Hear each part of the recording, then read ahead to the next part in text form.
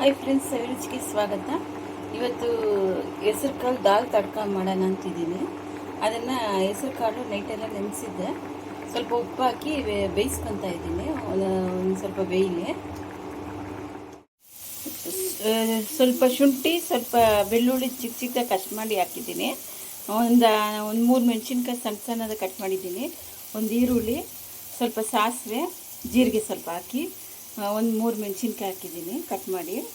ಇದು ಒಂದು ಒಗ್ಗರಣೆ ಕೊಟ್ಟಿದ್ದೀನಿ. ಒಂದು 2 ನಿಮಿಷ ಹಸಿ ವಾಸನೆ ಹೋಗೋವರೆಗೂ ಫ್ರೈ ಮಾಡ್ಕೊಳ್ಳೋಣ. ಹೆಸರು ಕಾಳು ಬೆಂದಿದೆ, ಸಾಕು. ನೀರು ಹಂಗೆ ಇರಲಿ, ನೀರೇನು ಬಗ್ಸೋದೇನು ಬೇಕಾಗಿಲ್ಲ. ನೋಡಿ, ಟೊಮೆಟೊ ಈ ಥರ ಸಣ್ಣ ಸಣ್ಣದಾಗಿ ಕಟ್ ಮಾಡ್ಕೊಂಡಿದ್ದೀನಿ. ಜಾಸ್ತಿ ಉಪ್ಪು ಬೇಡ, ಸ್ವಲ್ಪ ಒಂದು 1/4 ಟೀ ಸ್ಪೂನಷ್ಟು ಉಪ್ಪು. ಮೊದಲೇ ಹೆಸರು ಕಾಳೆಲ್ಲ ಉಪ್ಪು ಹಾಕಿದ್ದೀರಿ. ನೋಡಿ, ಜಾಸ್ತಿ ಏನು ಮಸಾಲೆ ಬೇಡ.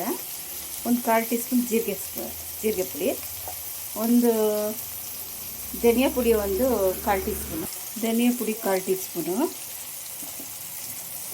ಗರಂ ಮಸಾಲ, ಒಂದು 1/4 ಟೀ ಸ್ಪೂನು. ಸಾಕಿಷ್ಟೇ, ಬೇರೆ ಏನು ಬೇಡ. ಫ್ರೈ ಮಾಡಿಕೊಂಡ್ರೆ ಸಾಕು. ಒಂದು 2 ನಿಮಿಷ. ನೋಡಿ, ಹೆಸರು ಕಾಳು ಹಾಕಿದ್ದೀನಿ.